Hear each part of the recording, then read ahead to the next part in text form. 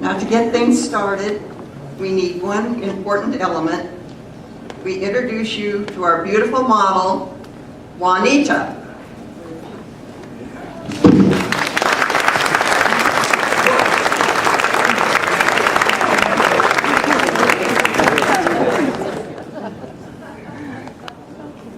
And here is Bonnie Cross to introduce the artist.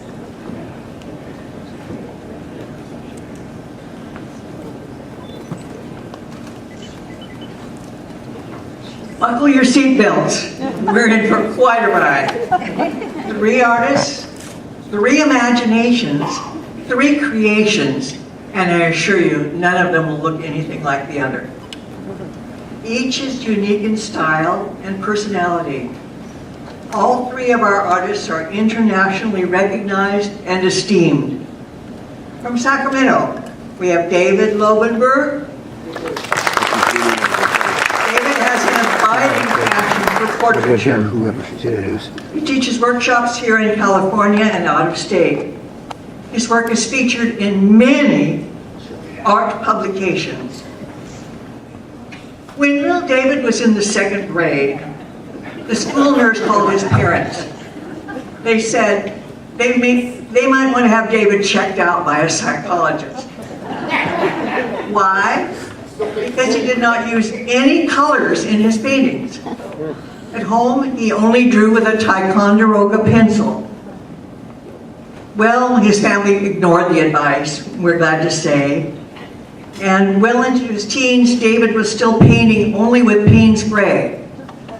It occurred to David several years later that even as a child, he had an innate sense of values, darks and lights and tones, and as well an intense joy of using values to delineate the volume that brings paintings and drawings to life. This skill set is a major foundation for all art, and he knew that even as a 2nd grader. From Foster City, we have Myrna Wackow, practicing artist and workshop instructor, specializing in figurative and portraiture character studies.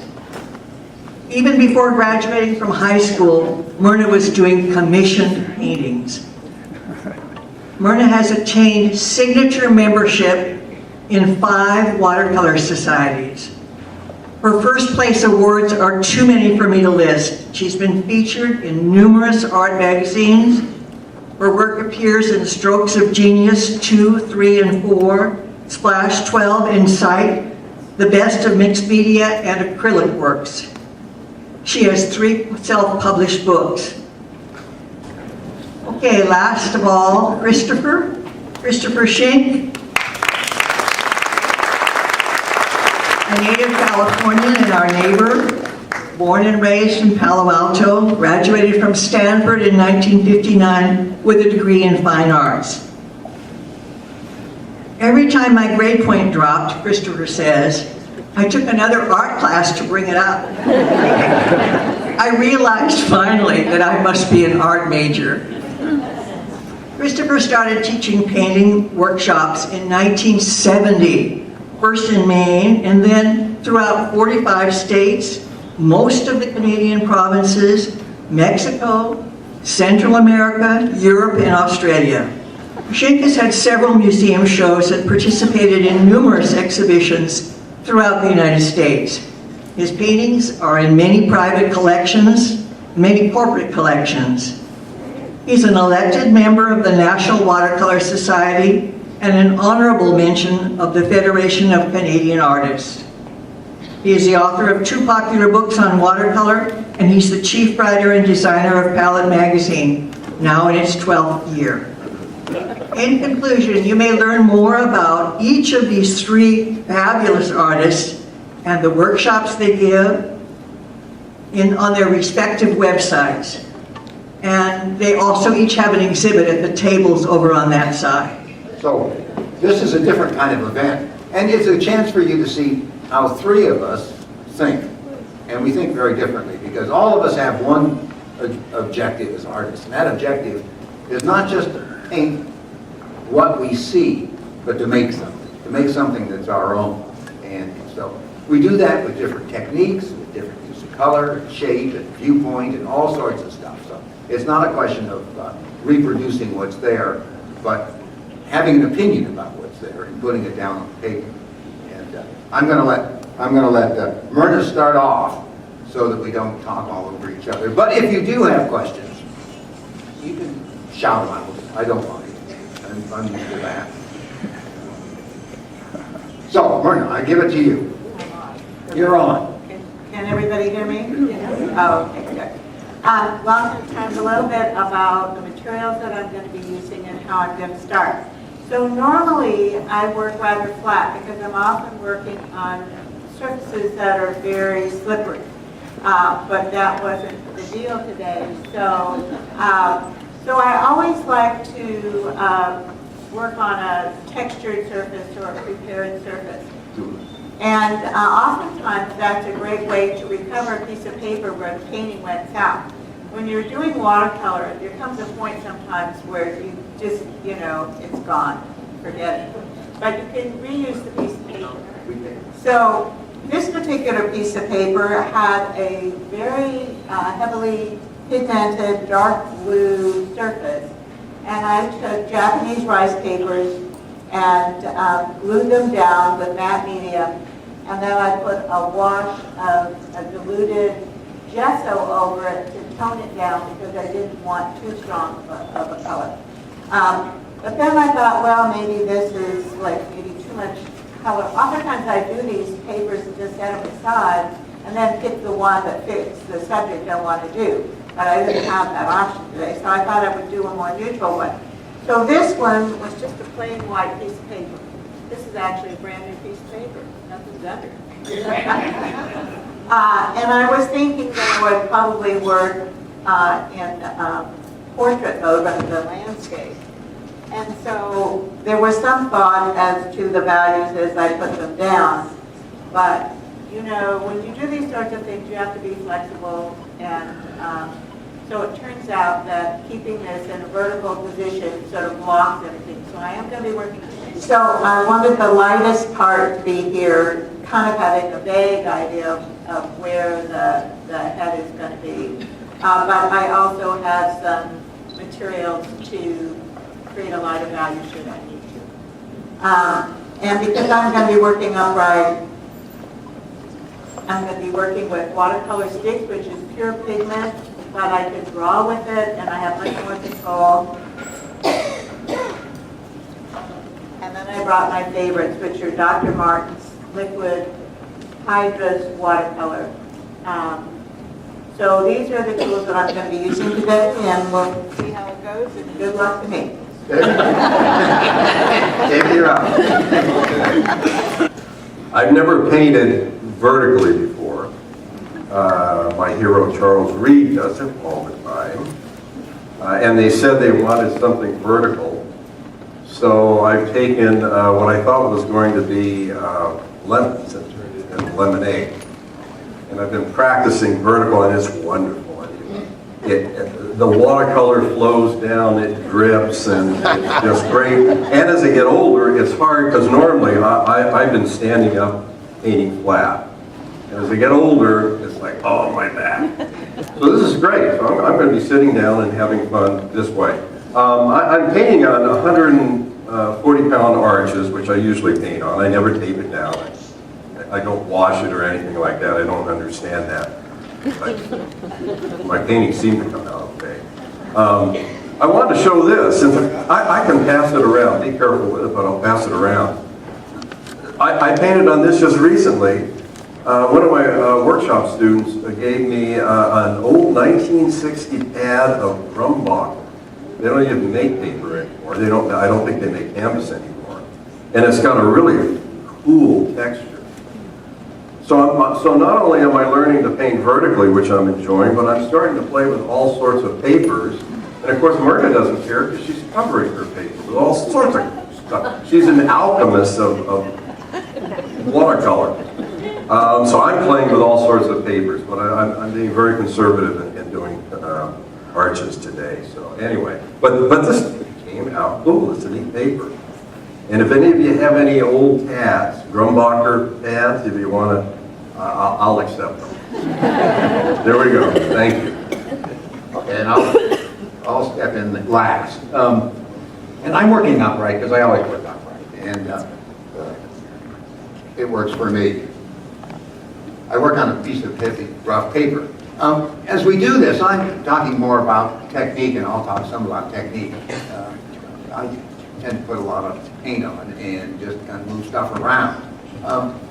I'm interested in the concept here too of painting this figure, and in that I'm not. These two are kind of more portrait painters. I'm not particularly a portrait painter. I can paint portraits, but in fact, I'm a pretty good draftsman. I can do everything but horses. Horses have always been my downfall. They come out like Doberman pincers.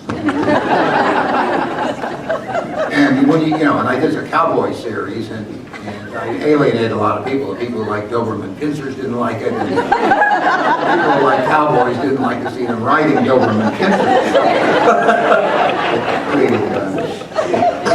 They never went anywhere. So I just end up drawing the figure and trying to find some kind of design concept. And if you think of figure painting or portrait painting, it kind of falls in two areas of extremes. You take one, that's Rembrandt down on this end, which is psychological insights. I mean, they're one of the greatest psychological painters of all time.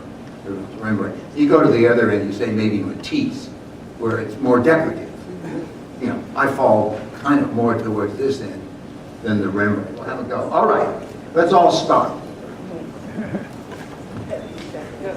Oh, yeah, I start with a heavy pencil because I paint so heavily, it doesn't matter what kind of pencil, it's just really dark.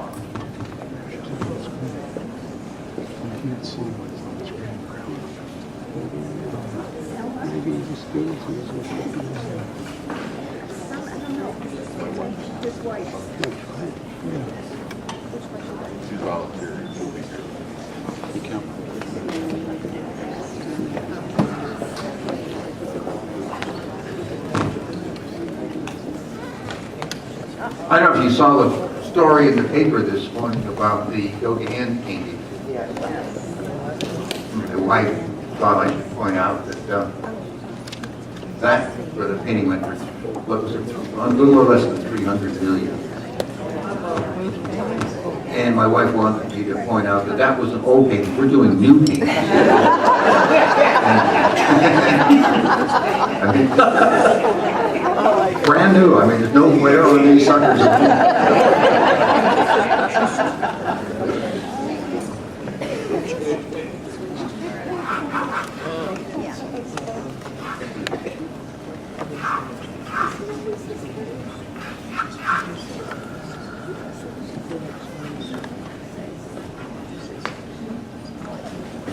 My painting in the middle there of the drummer, rather than a little more realistic one on the front.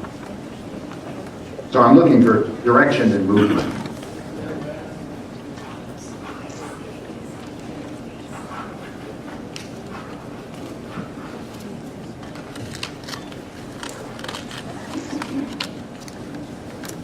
And I've always worked in a kind of a geometric way. Say something that's one of my great favorites. And also in German.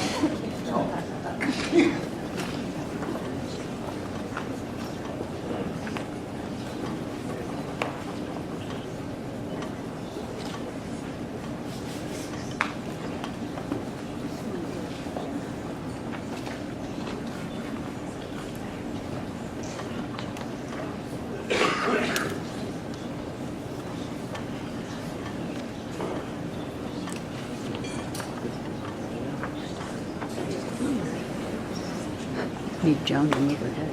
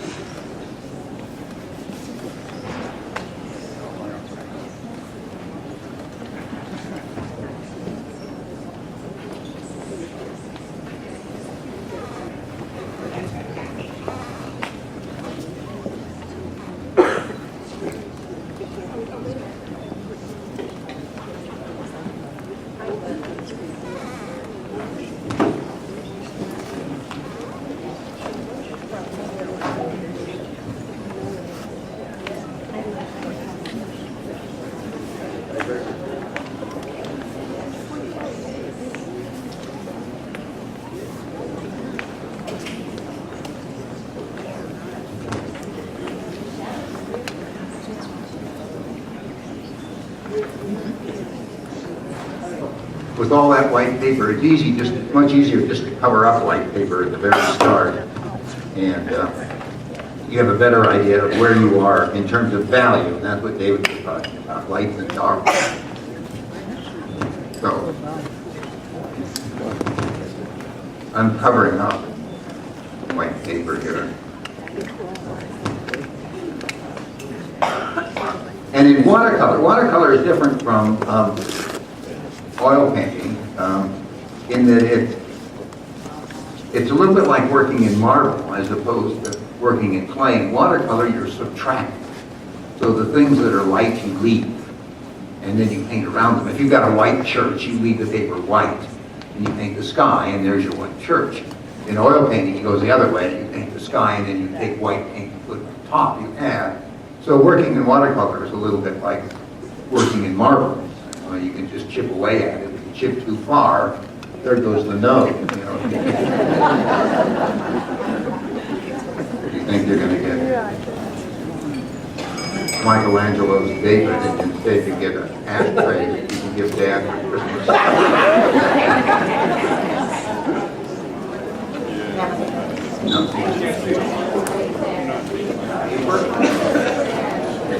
No, this is just watercolor pigment. Yeah, I'm just using, this is straight watercolor pigment. Some of them are kind of opaque colors because I'm counting it on. But I've always, the deal is, if you want intense color in watercolor, you've got to not dilute it. So if you've got a cadmium orange and you add water to it, you get a tinted pastel. If you don't add water to it, you get beautiful color. So I don't add much water. I don't add much water anyway because the water, I started by putting water on the paper, so I don't need to put water in the paint. It's already on the paper. Oh, yeah. I know I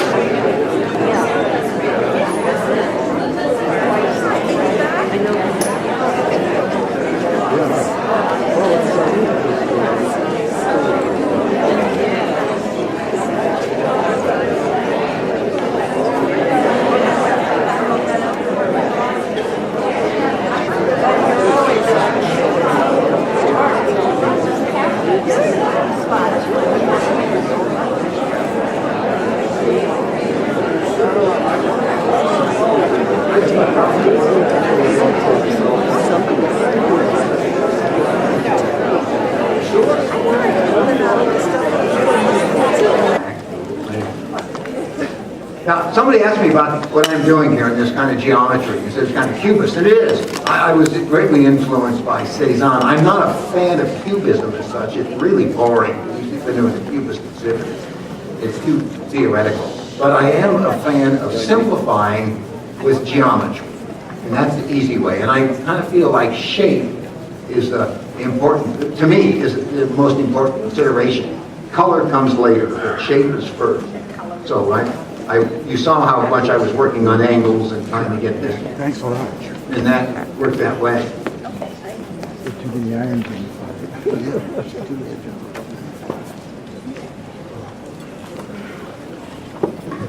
And it's important to me. And you can see like this jazz guy I've done over here. You know, I would do these jazz paintings. Somebody would ask me, where did you see that? Which I always thought was a little bit odd because, you know, I always said, I didn't see it. I made it. You know, I mean, I don't go around looking for things. I make it. That's the fun part about painting is all of us look at this figure up here, the three of us, and we have a different opinion. And we make something that fits our opinion, what we like, how we like, colors we like, shapes we like. And that's what painting is about. It's not simply a recording.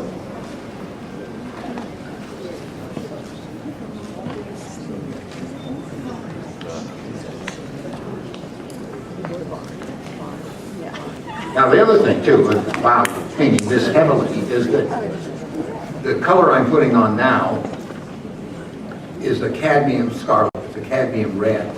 And in watercolor, if you take a pigment like that and you add water to it, you make it into a tint, like a pastel. If you don't add water to it, you get it just straight intensity, as bright as it can be out of the tube. And that's what I want. I mean, look at her shawl. It is not a tint, not a pastel.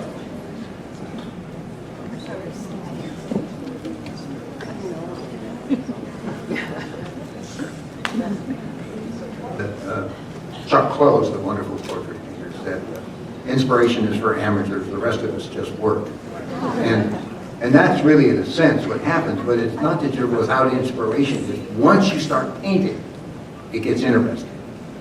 But you don't say, and in fact, the things that are so gorgeous or beautiful are very hard to paint. It's much better to paint something that's less prepossessing. So, you know, I mean, to go try and paint El Capitan in Yosemite or a beautiful little baby, you know, 6-month-old baby. I mean, they're already beautiful. What are you going to add to that? So it's better to try and find something that you can make something out of rather than look for something that's fabulous. Again, it saves a lot of gas and a lot of travel.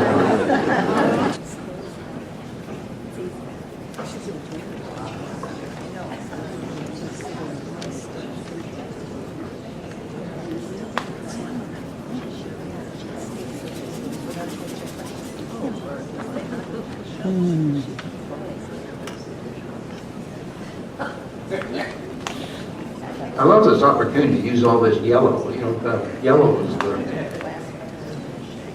colorist color because it stays light and it's right out of the tube. It stays light, but it's at its greatest intensity. It's light. Other colors like purples and so forth. The problem with yellow is there's no such thing as a dark yellow. When you mix yellow in painting, if you get it dark, it either goes towards green or goes towards orange or brown. There is no visual, because we see dark, we see yellow kind of by default. In our eye, we have 3 sensors, red, green, and blue, and we don't see yellow except by default. So you can't paint predominantly yellow painting and get any value in it, because when you go dark, it goes to green or orange. I'm going to orange, but I brought in some green too.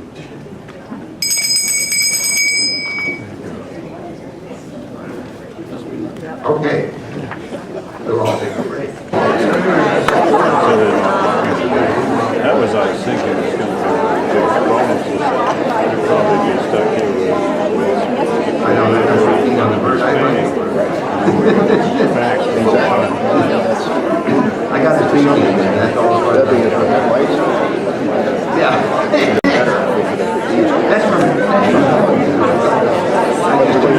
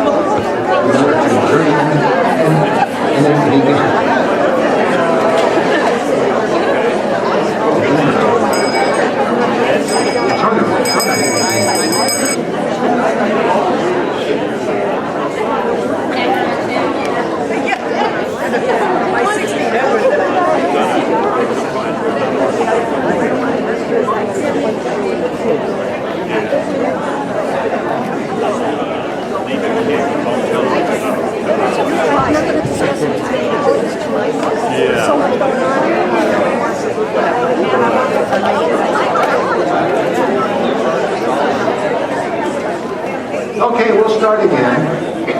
What are you doing?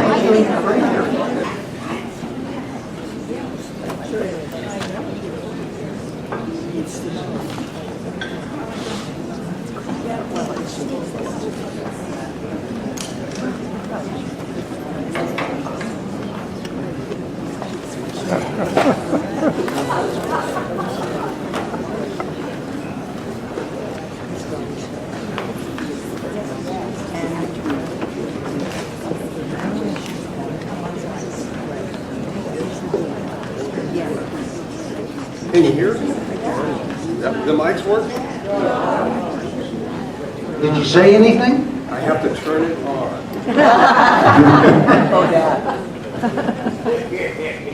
Okay, now. Oh, wait, it's working. I didn't even do anything. For that. Okay. I haven't been talking much Because I have.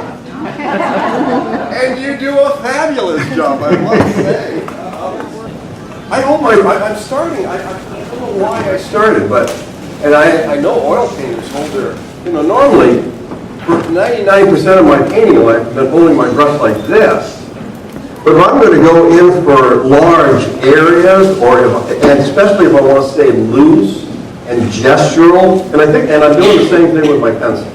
When did you see me do this when I was born? I think I was. So anyway, so now I'm doing it this way. Just, it's like a 1, 2, 3, 3 fingers and a thumb. So they kick me loose. That's all I'm going to say. Forget it.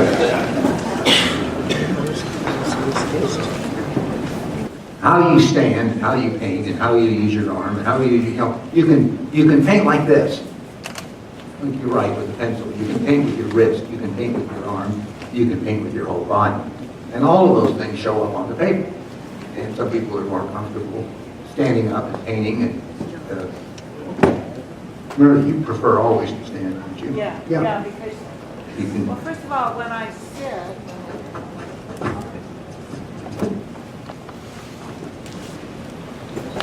I'm not very tall, so a table is a very awkward yeah. what height for. Sometimes if I need to sit because my back is bothering me, I have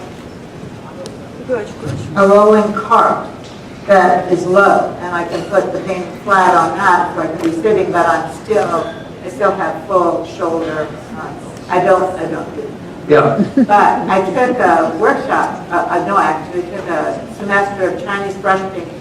And what you learn from that is how to control a brush without anchoring your hand. So I think I have much more control drawing without shaking. And I draw fast, so if you move your arm fast, you get a clean line. If you go slow, it starts to get jagged. Yeah. And you get control. I know if you've ever seen those movies of Matisse paint or wonderful watercolors, Frank Webb does the same thing. He's in.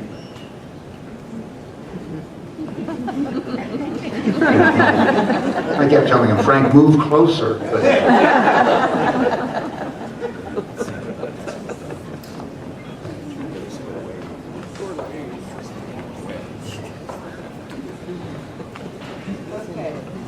I guess I can talk a little bit now. This is a chopstick that I created a drawing tool by using a box cutter and sort of whittling it down. And I like to draw with it. And these liquid watercolors are great. You can just dip into it and draw directly. So I want to do her fabulous curly hair, but I had to make sure that my background was finished, because that goes on top. You're not going to be able to paint the background behind it without having all that strong color start to move. So this is coming along faster than I had planned. So it's mine. So Yeah, so we're gonna. hope I don't noodle it to death trying to drag it out.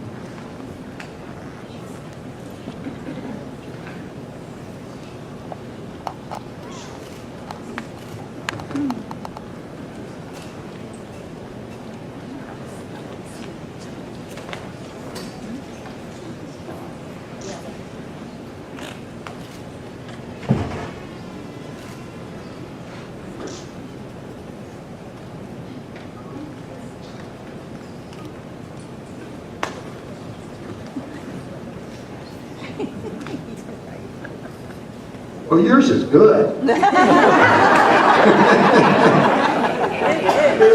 Oh.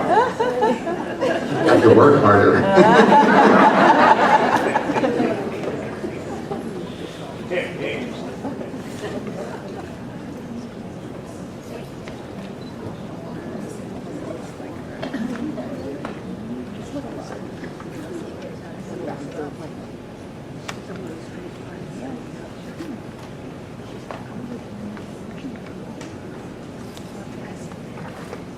You know, so I think all of us, I'm down to this brush, you know, I'm down to small. At this point, big stuff is over with. We're back to our 10-minute break. Everybody be sure that our model have a break. Break!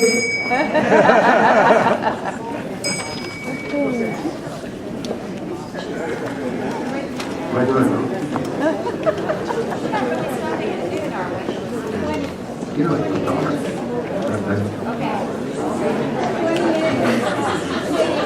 Looks just like that. Our family will love Get down and rest. better. Yeah. That's all it takes. He died? Oh, okay, all right. Oh, did you? Yeah. Oh, boy. Oh, yeah. No, that's just my ego. Yeah, it's one of those things where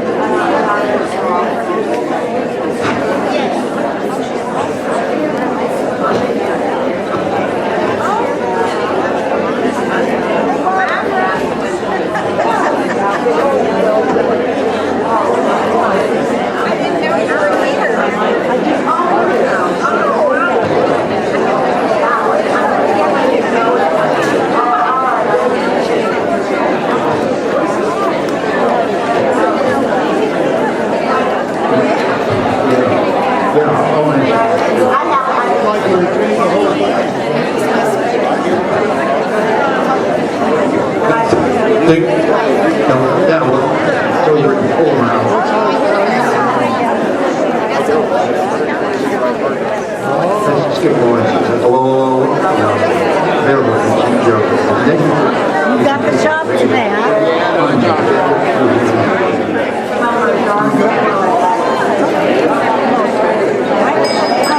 Okay, we'll start again. We're almost done. Yeah. Yeah, I should,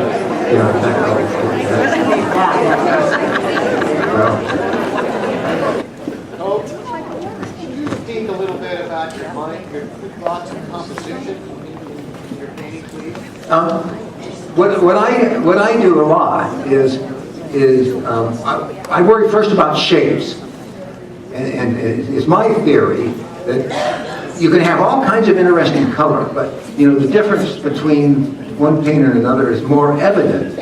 Your style is more distinguished by the shapes you use. Some people use curvy shapes, some people use more realistic. I use this geometric shape. So I think first and foremost in divisions of space when I drew this out, and a variety of shapes, so that, you know, this red shape, see, I kind of like that, and this red shape, see, those are two neat shapes, and that interests me more than her face, you know, that shape, and then these are different. See, there's no, take a look through here, see, they're none of them the same, they're not repetitious. I've broken the space up, so I worry about that, and I worry about direction.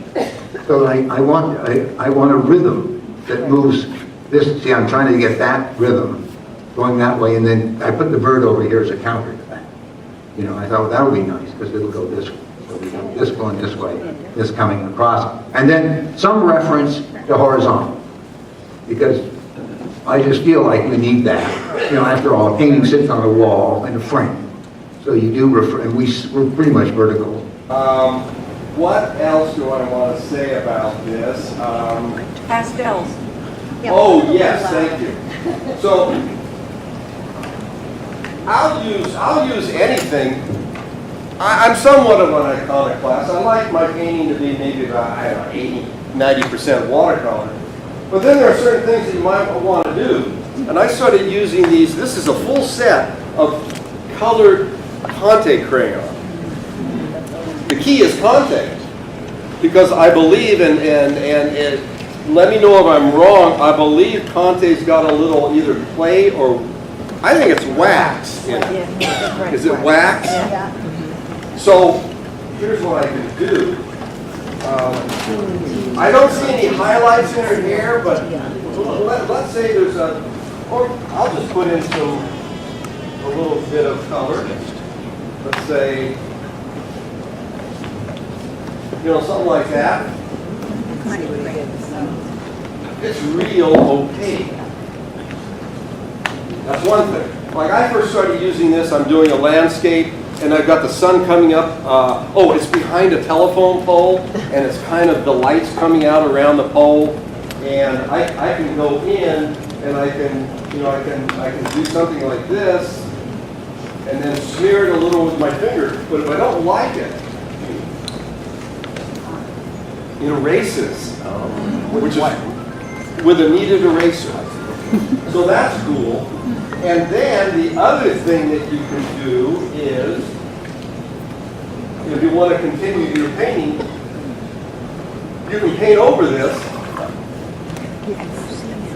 and it repels the paint.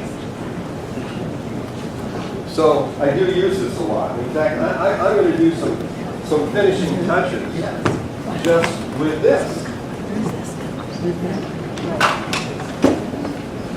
So you know what I think I'm going to do? I think I'm going to try and go in there free-handed with a magic eraser rather than the chalk. So I'm going to go in there like this. And you have to give it a little bit of an abrasive action. You can also, I also like to pat it with a paper towel. And you can basically take almost, if not all, Mike, how much paint can you take off? You can take it all off. You can take it all off. Take it all out. Take it all off. Scrub and white, scrub and white, scrub and white. Scrub and white. Scrub and, is there an echo? Scrub and white. Scrub and white. Oh, scrub and white with your paper towel. So can you, here. I know the camera can get on it too. See, look, that wasn't there before. There. So I got the tent. I got that part. Myrna, you've been so quiet today. Are you in the zone? I think so. Good. You're so famous as a portraiture, whatever you call it, and teaching portrait classes. Can you say a little bit about your vision and how you get to it? Well, my vision is I wanted to, I like my work to show the hand of the artist. I don't want somebody to mistake it for a photograph. But I tend to be a pretty literal person, and so what I see is what I tend to paint. So to get around that, sometimes we have to do an end run around our own natural proclivities. So I like to work on a textured surface or a colored surface, or I've done some things just randomly, and then when I paint over it, those things interact with a fairly realistic rendition. So it looks more creative, artistic, original. And so that's why I did the surface the way I did. And you can see that these things are coming through as you paint over them. This surface is rather absorbent, so I'm finding that if I put something down and I don't like it, I can't lift it back up. When I work on gesso, I love it because I can just totally get rid of anything that I didn't like. So I have to work a little more carefully, but you can see that this is a pretty traditional, realistic rendition, but all these other things give it more texture, give it more excitement, something to grab the eye. So when I teach, I really like teaching the idea that I actually got from Mike Bailey's class, Beyond the Obvious, where you take an image and you rework it any number of times. So once I've done the traditional standard way, then I can play with it, I can distort it, I can use strange color combinations, different elements. And for myself, once I've mastered doing something, I'm bored with that, so I want to do something else. So that's why I'm always kind of changing materials and changing techniques. Because I can, it's like, been there, done that, got the t-shirt, now we got to do something else. So that makes it fun for me. But I've always loved faces. Faces just fascinate me. And, still lives, landscapes. I enjoy looking at them, but they don't motivate me to want to paint them. So I think when you paint what you have a passion for, it shows up. And when you paint what you think is going to sell, that shows up too. It was already mentioned that at 1:30 we'll have a talk by each of our artists as to the scope and the intent of their work overall.